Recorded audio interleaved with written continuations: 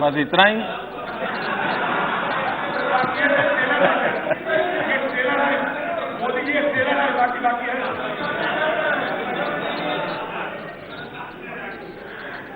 आपके लिए गांधी जी ट्रेलर हो सकते हैं, हमारे लिए गांधी जी जिंदगी है।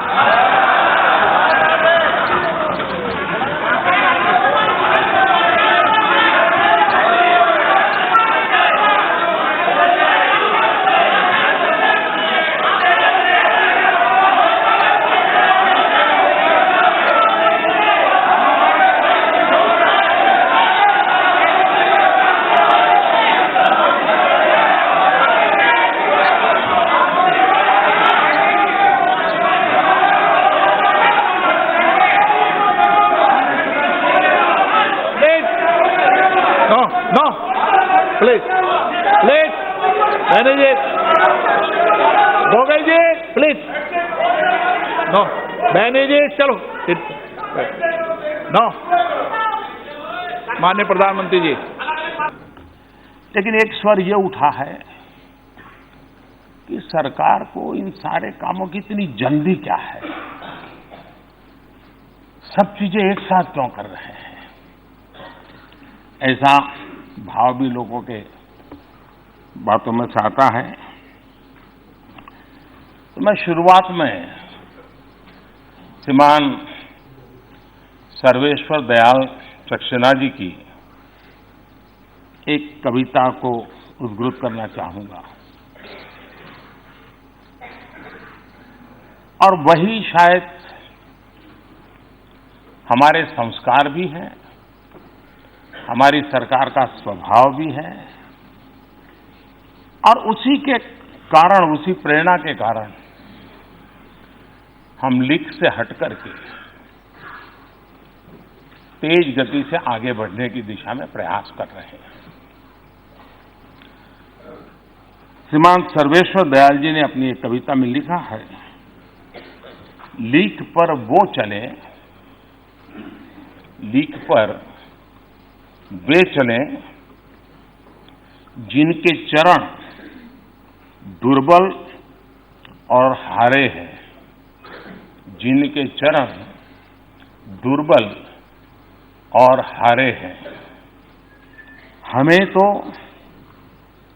जो हमारी यात्रा से बने, हमें तो जो हमारी यात्रा से बने, ऐसे अनिर्मित पथ ही प्यारे हैं।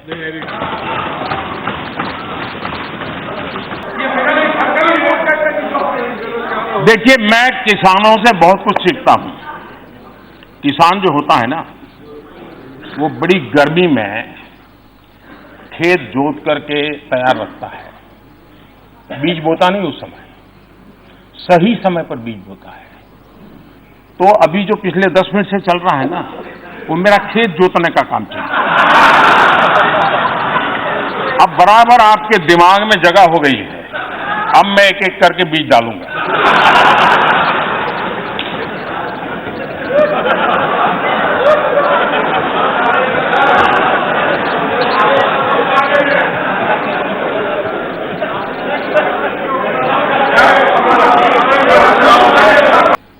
मैंने कांग्रेस के एक नेता का कल घोषणा पत्र सुना। उन्होंने घोषणा की है कि 6 महीने में मोदी को डंडे मारेंगे।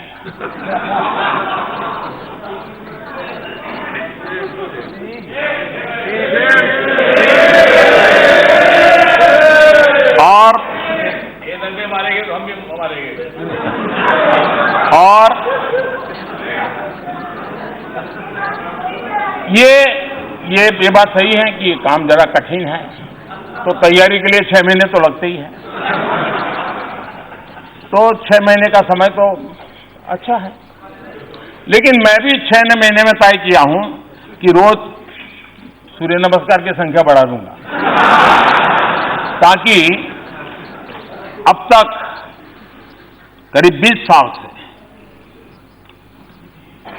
जिस प्रकार की गंदी गालियां सुन रहा हूं और अपने आप को गाली प्रूफ बना दिया है, 6 महीने ऐसे सूर्य नमस्कार करूंगा कि मेरी पीठ को भी हर डंडे झेलने की ताकत वाला बना दूंगा। तो मैं आभारी हूं कि पहले से अनाउंस कर दिया गया है, तो मुझे ये 6 महीना आप एक्सरसाइज बढ़ाने का टाइम मिलेगा।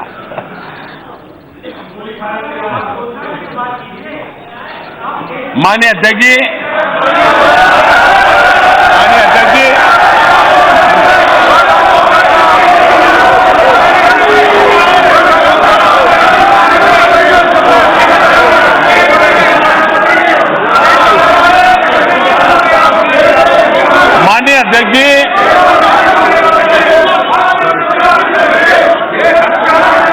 माननीय अध्यक्ष जी,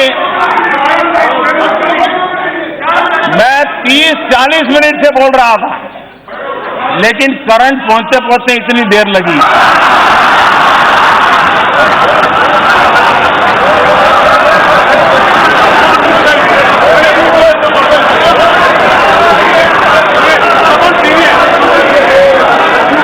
बहुत सी ट्यूबलाइट का ऐसा ही होता है।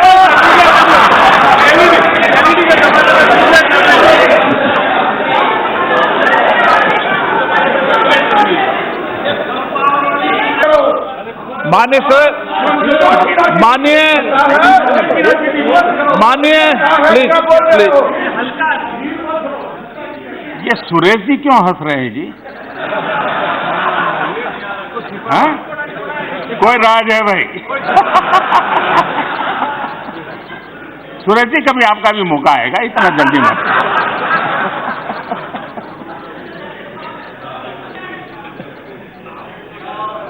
और हमारी भूमि, हमारे लिए इंफ्रास्ट्रक्चर ये सिर्फ एक सीमेंट कंक्रीट का खेल नहीं है। मैं मानता हूं इंफ्रास्ट्रक्चर एक भविष्य लेकर के आता है। करगिल से कन्याकुमारी और कच्छ से कोहिमा, इसको अगर जोड़ने का काम करने की ताकत होती तो इंफ्रास्ट्रक्चर में होती है। एस्पिरेशंस और अचीवमेंट्स को जोड़ने का काम इंफ्रास्ट्रक्चर करता है। लोगों और उनके सपनों को उड़ान देने की ताकत अगर कहीं में है तो इंफ्रास्ट्रक्चर में होती है। लोगों की क्रिएटिविटी को कंज्यूमर्स के साथ जोड़ने का काम इंफ्रास्ट्रक्चर के कारण ही संभव हो सकता है। एक बच्चे को स्कूल से जोड़ने का काम, छोटा ही क्यों ना, वो इंफ्रास्ट्रक्चर करता है। एक किसान को बाजार से जोड़ने का काम इंफ्रास्ट्रक्चर करता है। एक व्यवसायी को उसके कंज्यूमर के साथ जोड़ने का काम भी इंफ्रास्ट्रक्चर करता है। प्रदूषण को नियंत्रित करके स्वस्थ जीवन से जोड़ने का काम भी इंफ्रास्ट्रक्चर करता है। लोगों को लोगों से जोड़ने का काम भी इंफ्रास्ट्रक्चर करता है। एक गरीब प्रेग्नेंट मां को भी अस्पताल से जोड़ने का काम इंफ्रास्ट्रक्चर करता है। और इसलिए इरिगेशन से लेकर के इंडस्ट्री तक, सोशल इंफ्रास्ट्रक्चर से लेकर के रूरल इंफ्रास्ट्रक्चर तक, रोड से लेकर के पोर्ट तक और एयरवेज से लेकर के वाटरवेज तक, हमने अनेक ऐसे इनिशिएटिव लिए हैं। गत 5 वर्ष में देश ने देखा है, और लोगों ने जब देखा है तभी तो यहां बिठाया है जी। यही तो इंफ्रास्ट्रक्चर है जो यहां पहुंचाता है।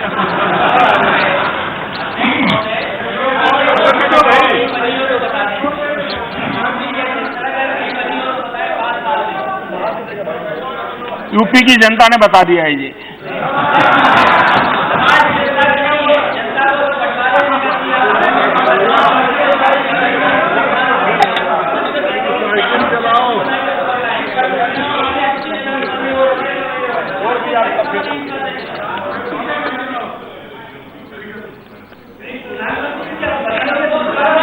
एक शायर ने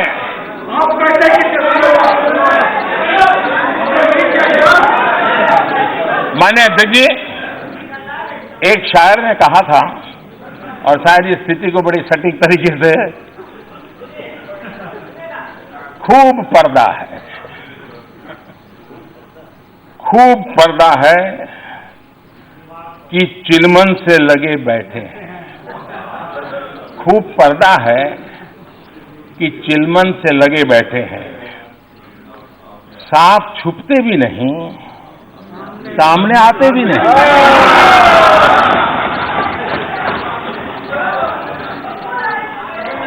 पब्लिक सब जानती है, सब समझती है।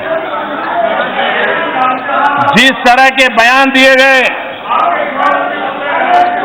सदन में, उसका जिक्र सही नहीं है। माननीय अध्यक्ष जी, पिछले दिनों जो भाषाएं बोली गई, जिस प्रकार के वक्तव्य दिए गए हैं, वो इसका जिक्र और सदन के बड़े बड़े नेता भी वहां पहुंच जाते हैं, इसका बहुत बड़ा अफसोस है। लेकिन शाहीनबाग में गोली चलाने कांग्रेस के समय में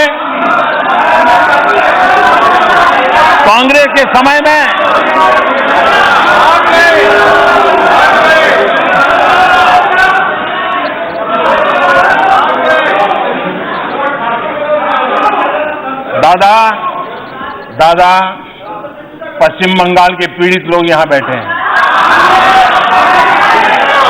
अगर वे वहां क्या चल रहा है इसका कच्चा चिट्ठा खोल देंगे ना, तो दादा आपको तकलीफ होगी, दादा आपको तकलीफ होगी। निर्दोष लोगों को किस प्रकार से मौत के घाट उतार दिया जाता है, वो बड़ी बात ही जानते हैं लोग।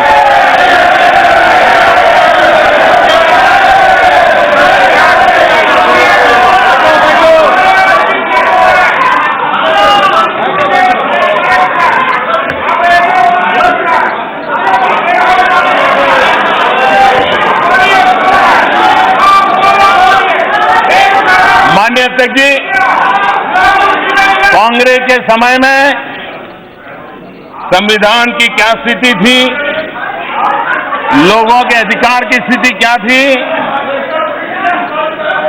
ये मैं जरा इनको पूछना चाहता हूं।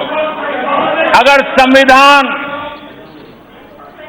इतना महत्वपूर्ण है जो हम मानते हैं, अगर आप मानते होते तो जम्मू कश्मीर में हिंदुस्तान का संविधान लागू करने में आपको किसने रोका? इसी संविधान के दिए अधिकारों से जम्मू कश्मीर के मेरे भाइयों बहनों को वंचित रखने का पाप किसने किया था? और शशि जी, आप तो जम्मू कश्मीर के दामाद रहे हैं। अरे उन बेटियों की चिंता करते, आप संविधान की बात करते हो, और इसलिए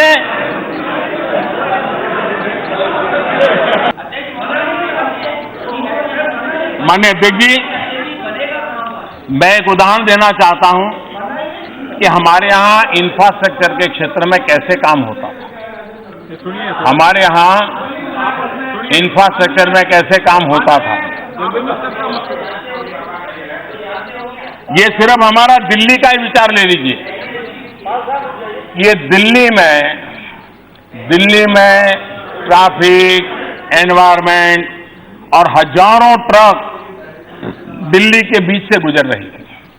2009 में यूपीए सरकार का संकल्प था कि 2009 तक ये दिल्ली के सराउंडिंग जो पेरिफेरल एक्सप्रेस वे है, इसको 2009 तक पूरा करने का यूपीए सरकार का संकल्प था। 2014 में हम आए, तब तक कागज पे ही वो लकीरें बनकर के पड़ा हुआ था। और 2014 के बाद मिशन मोड में हमने काम लिया और आज पेरिफेरल एक्सप्रेसवे का काम हो गया। 40,000 से ज्यादा ट्रकें जो आज दिल्ली में नहीं आती, सीधी बाहर जाती हैं और दिल्ली को प्रदूषण से बचाने में एक अहम कदम ये भी है। लेकिन इंफ्रास्ट्रक्चर का महत्व क्या होता है? 2009 तक पूरा करने का सपना 2014 तक कागज के लकीर बनकर के पड़ा रहा हो, ये अंतर है। उसको समझने के लिए थोड़ा टाइम लगेगा।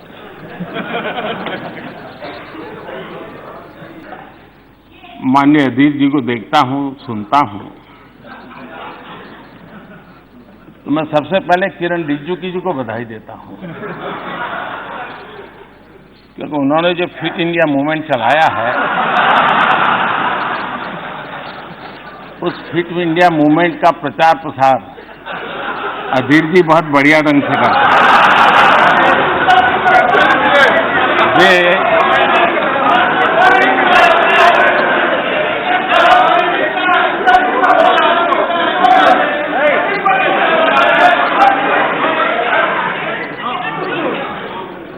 वे भाषण भी करते हैं और भाषण के साथ साथ जिम भी करते हैं।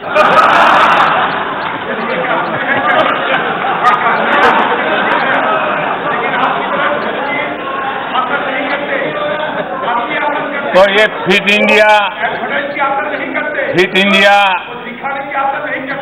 इंडिया को बल देने के लिए, उसका प्रचार प्रसार करने के लिए मैं माननीय सदस्य का धन्यवाद करता हूं।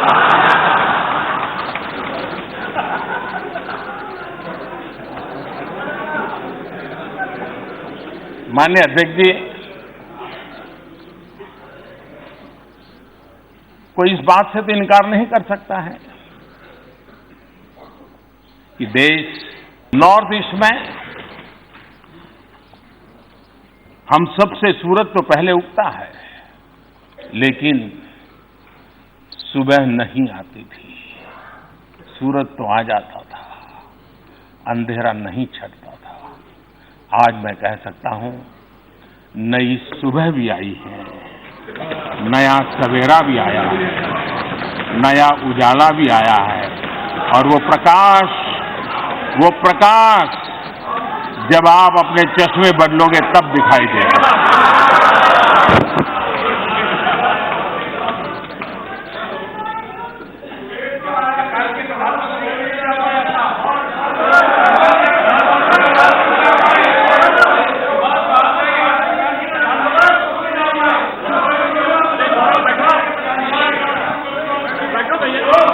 मैं आपका बहुत आभारी हूं, ताकि बोलने के लिए बीच बीच में मुझे आप विराम दे रहे हैं।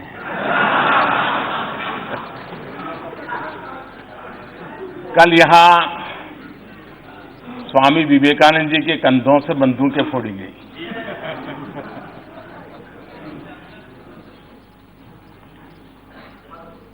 आपने उसको रिकॉर्ड पर से निकाल दिया है, इसलिए मैं उल्लेख तो नहीं करूंगा, लेकिन मुझे एक पुरानी छोटी सी कथा याद आती है। एक बार कुछ लोग रेल में सफर कर रहे थे,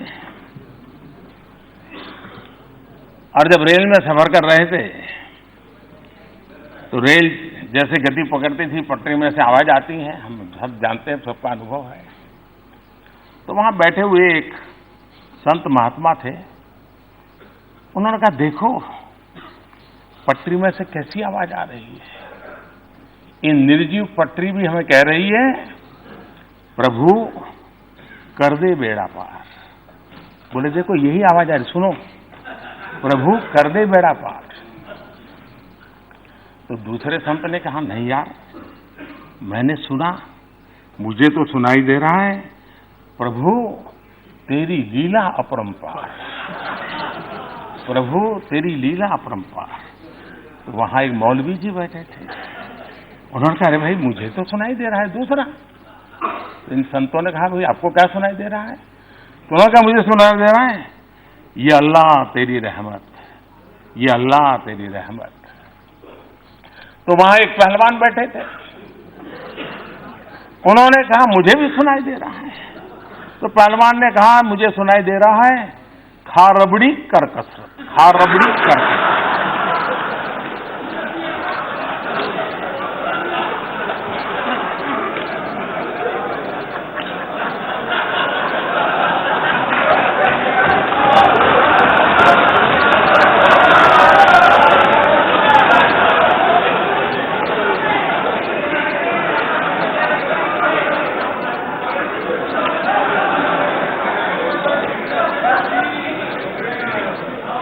कल जो विवेकानंद जी के नाम से कहा गया, जैसी मन की रचना होती है वैसा ही सुनाता है, जैसा वैसा ही। आपको ये देखने के लिए इतना दूर नजर करने की जरूरत ही नहीं थी, बहुत कुछ पास में है।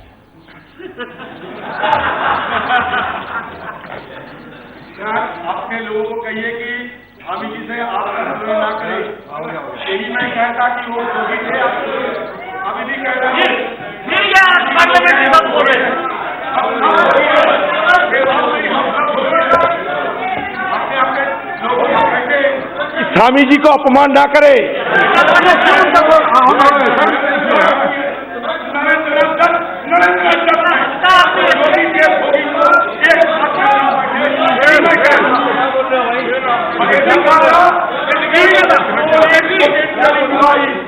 माननीय